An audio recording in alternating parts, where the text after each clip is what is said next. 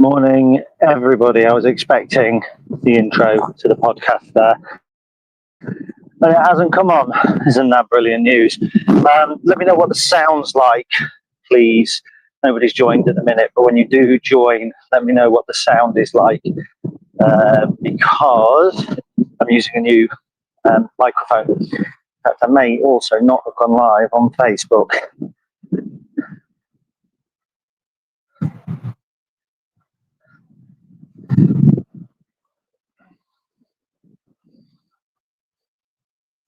If that's happening. Hello and welcome. That was a little bit of a stunted start, wasn't it? So can you please tell me what the sound's like, first of all, whoever's watching, because I do have a new microphone, which I've got pinned onto me here, which hopefully will mean that I can do a little bit more of this with a slightly better sound. So Neil Flower, if you are on, please do let me know what the sound is like. Sean Wilson says it's good, so I'm happy with that. Right. So I thought I'd just do a quick deadline day update. Oh, Flossie says the sound is not good, but Johnny Benton says it's fine for him. Okay, that's interesting. Okay, very interesting. Well, hopefully it should be all right for most people. So Flossie, I apologise if it's not that good for you. It should be. There shouldn't be any scraping or interruption or anything like that. So there we go. Right, so really quickly, I just thought I'd do a quick touch base, kind of confirming my article from earlier about what we think is going to happen on Lincoln City's deadline day,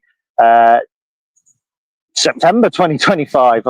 I'd say January there. I'm wishing my life away or wishing it back. I don't know, one of the two. So there is, to my understanding, there is business planned. In terms of imminent, should you be standing by your computer at 11 o'clock, I don't have anything as yet on embargo, so I don't think you expect to turn on your computer at the moment and see anything. So from a pundit's point of view, what are we expecting? Absolutely 100% a player that can play left back. Lots of discussions with Shamrock Rovers about Josh Honohan. It's in their newspaper today. Whether we are still pushing or not, I don't know. But if we are, I would still expect a left back to come in.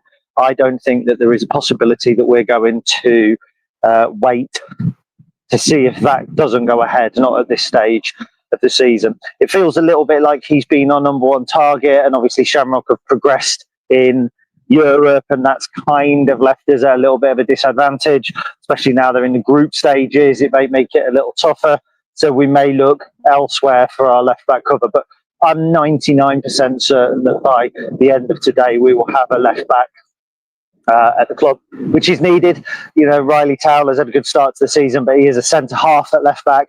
And I don't think there's any doubt whatsoever that he's about to serve a suspension with 4 bookings from 6 games. So, we definitely need somebody in. It wouldn't surprise me if it isn't somebody. Obviously Josh Honohan is an out-and-out left back. It wouldn't surprise me if we don't bring somebody in with a little bit of flexibility as well, just to play across the back four. You know, Tendai can play left or right. Riley Towler can play left or central. Tom Hamer can play right or central. I think we're looking for a little bit of flexibility in that area of the park. Outside of that, we're certainly expecting one more, aren't we? That'll be a midfielder to replace Ethan Hamilton, who left the club last week. Started for Dundee, by the way, on Saturday. A player I really liked, Ethan. I was disappointed to see him go. But I think the early part of this season had indicated that he wasn't just going to drop straight back into the side. You know, Tom Bayliss arriving last year really made things tough for Ethan. And when he was injured at the beginning of the season, and Tom Bayliss settled in, he never really got going. So no real surprise that he departed. I can't see us bringing in a big name central midfielder. Lots of people talking about Charlie McCann from Forest Green. It's not something I see happening because we've got Ivan Bartholomew, who we're going to want to be giving match minutes to. Conor McGrandles, who he was excellent again on Saturday. He really was. He was blocked off for their goal. It was offside anyway. Not going to go down there. You can catch us on the podcast later where I shall be ranting about that. So we're going to be looking to get him the minutes. Tom Bayliss is competent. I don't think we're going to have 4 absolute nailed on first team starters. At the minute we've got 3, and we've got to choose from 2 of them in Bartholomew when he's fit, and Byron, McGrandles and Bayliss. You know, just throw a 4th one in there. That expense would be lavish. It's the sort of thing a Bolton or a Huddersfield might do. It's not the sort of thing that a Lincoln City working within the budgets that we work in are going to do. So I would expect us to bring a midfielder in, cover perhaps, loan perhaps, free agent perhaps, but something lower cost, probably at the younger end of the scale. I think when you look at Frankie Okawankwo, been brought in on loan, but he has a contract that runs out at Everton at the end of this season. There is a possibility that when we're looking at loan players now, we're looking at loan players with a hint of looking further ahead into the future. Maybe. I get the impression that our board are really keen for us to have our assets, to develop our assets. So with Frankie Okawankwo, yeah, he's a great loan signing, but if he's released by Everton at the end of next season, which is possible, and he's done well for us, then there's every opportunity for us to go and sign him. A little bit like TJ on loan for the 2021 season, came back, signed for us permanently. Lots of talk of Joe Morrell. I know people have been discussing maybe bringing him in, but I think to bring in somebody that's a Wales international, albeit one who's had a horrible time with injury, again, that would be a huge amount of competition. Could be a good thing. I'm not saying we're going to bring someone in who's not going to be competing for the first team. So of course they are. Every player that we bring in will be expected to be able to play League One minutes. Otherwise, we'll bring our own players through. But you also can't keep everybody happy. And at a club like Lincoln City, one of the draws of coming to us, aside from regular first team football, is the opportunity to develop. And that's something, that over the course of the last few seasons, we've mixed with a more experienced signing, let's say. Are we expecting anyone on top of that? I'd say that as a fundamental, 2 is the bare minimum. If we were to go for another one, it certainly wouldn't be the worst thing, would it? Maybe we're light in the centre forward area. James Collins and Fred Draper. Fred started playing the 10. Ben House is here at number 9. Potentially, are we weak out wide? Well, Rob Street's a striker, but he's playing out wide. Potentially. But I don't think these are areas where there is a fundamental issue. We've looked good going forward when we've had 11v11 on the field. We've been able to get the first goal in almost every game, I think, that we've played. We start on the front foot. We're high energy. I think, if anything, we'll be looking at bringing in people who will add to that kind of depth and allow us to continue to be high energy and continue to be on the front foot. We also talk about potential exits. Rob Street's the big one, isn't it? There was talk of £1 million bid yesterday. I reported Luton Town. My understanding was that actually that was inaccurate, so my apologies for that. That was a kind of the rumour going around, and once the Peter O'Rourke story came out, it felt like it was the right club. It wasn't Luton Town. But there is a club in League One who have been actively pursuing Rob Street. Whether they come back with another bid, I don't know.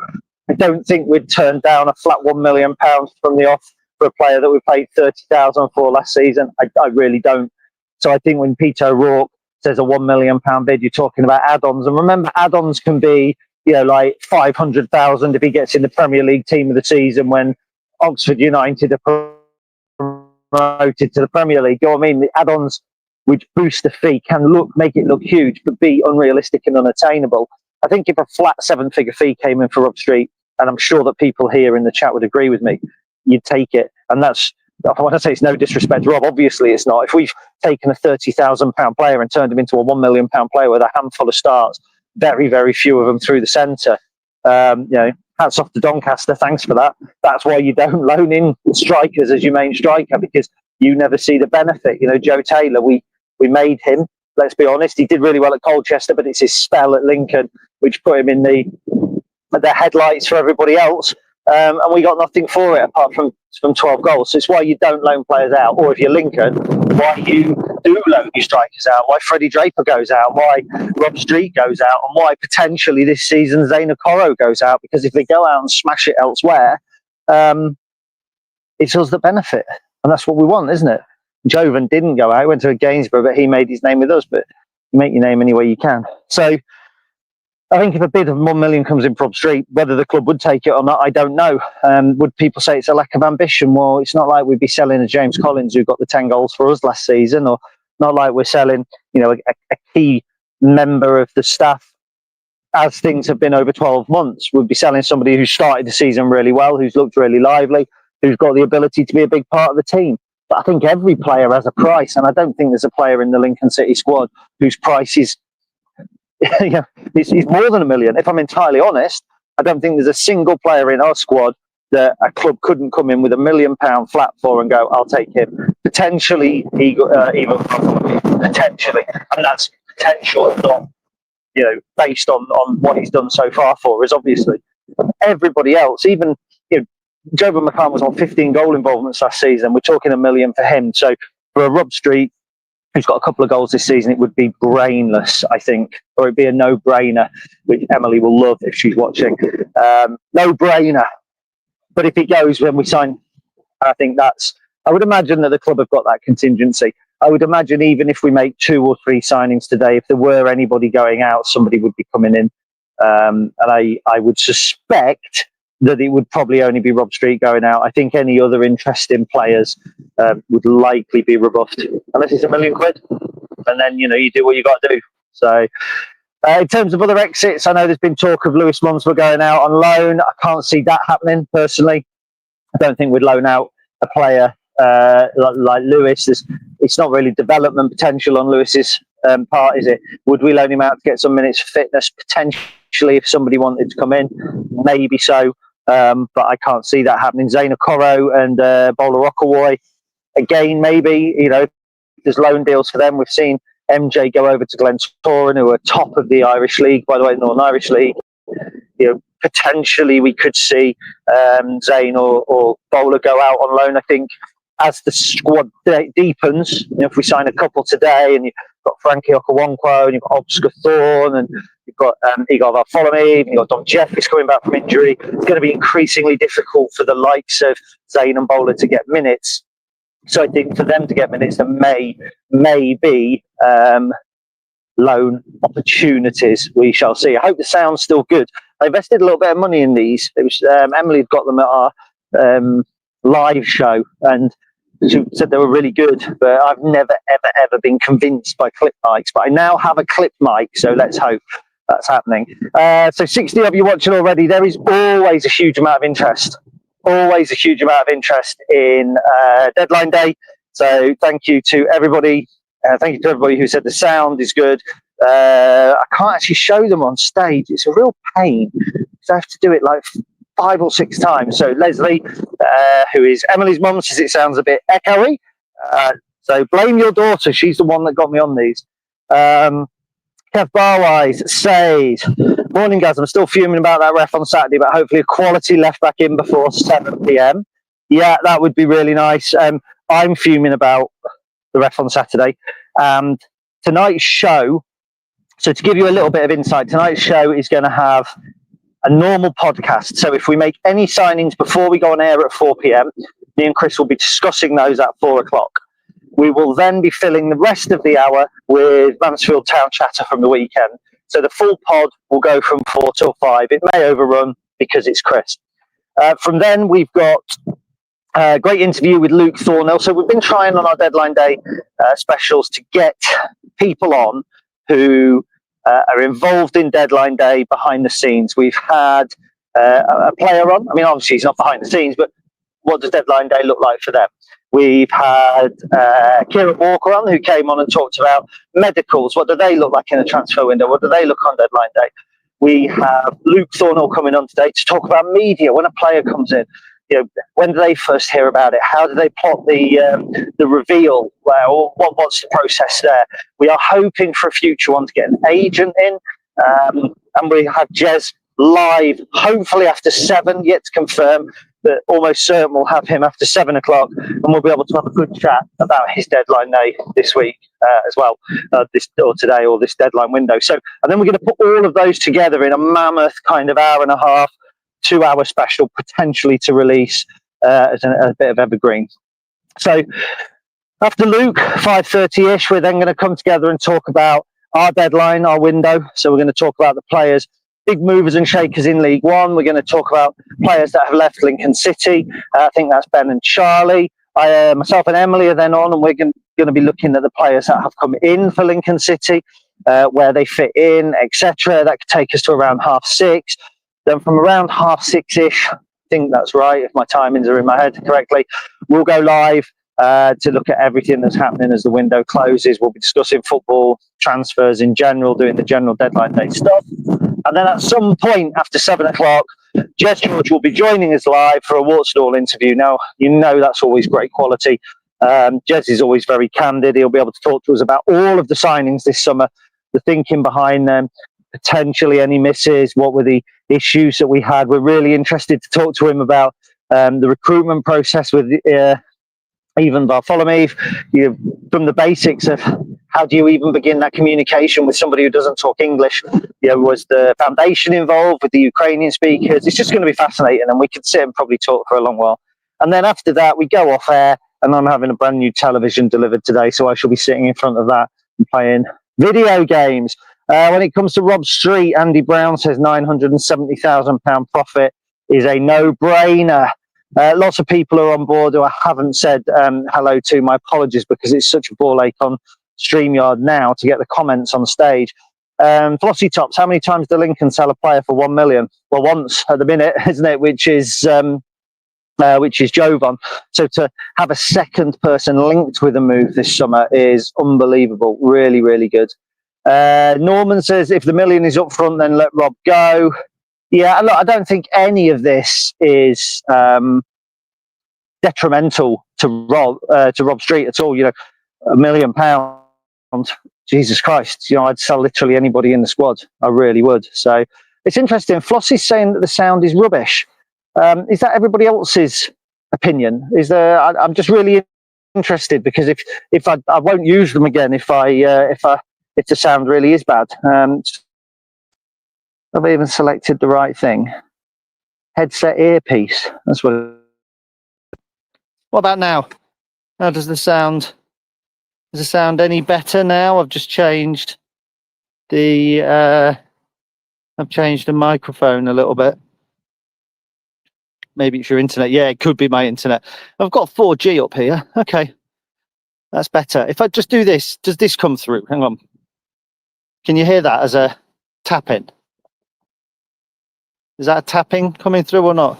Because if not, I've either selected the wrong thing. Okay, so basically what we're saying is that the speaker on my phone is a lot better than the things that I've paid for. Brilliant. Well, that's good news, isn't it? Fantastic. Anyway, there we go. Mind you, I am also walking through a valley now, as such, so you can see steep sides. So there isn't as much wind. So that's where we are then. That's how I see deadline day going. A couple of signings, bare minimum, potential additional ins and outs. But there's always that discussion around Lincoln City and deadline day, and things can move fast. And actually, I can't really remember anything moving all that quickly and things changing all that quickly. Anthony Scully's move to Wigan a few years ago was quite a quick one. It was quite something that I think developed on the day. Conor McGrandle's arriving a couple of years ago, something that developed on the day. It's very rare we go into the last hour with a deal waiting to be done. I think we got burned with Morgan Whittaker a few years ago. Sim Akinola we got burned with as well. I don't think our recruitment team like to take those risks. Wouldn't surprise me if we don't already have at least 2 of the deals that we want to do, or the deals we want to do today, already in the bag. And we're just waiting for announcements. I don't think that the club want to play it that loose and fast with the different timings. So, right, I'm going to disappear and express my immense disappointment at my microphone being shit, given that I've paid for it. But there we go. Maybe it's just not set up right. User error. That's what people would say. User error. So from the Stacey West, what to expect from us? So I have my laptop with me all day, but in the next 20-25 minutes I shall be heading out, so I'll be going over to see my dad, so I'll be out of action for an hour and a half or so, but during that time, if anything happens, I will have my laptop with me to be able to update you with at least a written piece. We won't be going live during the day anymore, so there won't be a live for each of the signings. There will be a live at 4 o'clock where we will start talking then, myself and Chris, about anything that's happened up until that point. If anything happens while we're on air, by the way, anything that we were talking about, our players coming in, our players going out, all that, we will interrupt it for any breaking news regarding Lincoln City. Brilliant. Well, hopefully that puts you in the picture as to where we are and what we're going to do. Hopefully it whets your appetite for a deadline day where you just know that Lincoln City are actually going to sign some players. And let's say we sign 2 players today. That will be just under 50% of the number that we've already signed in the summer. So a whole summer goes by, we sign 5, and now you could be getting 2, who knows, maybe 3 in a single day. That's the beauty slash ugliness of deadline day, I suppose, but it is what it is. That's football. Thanks for watching. I really appreciate everybody watching, and hopefully we all have a good deadline day. See you on the other side.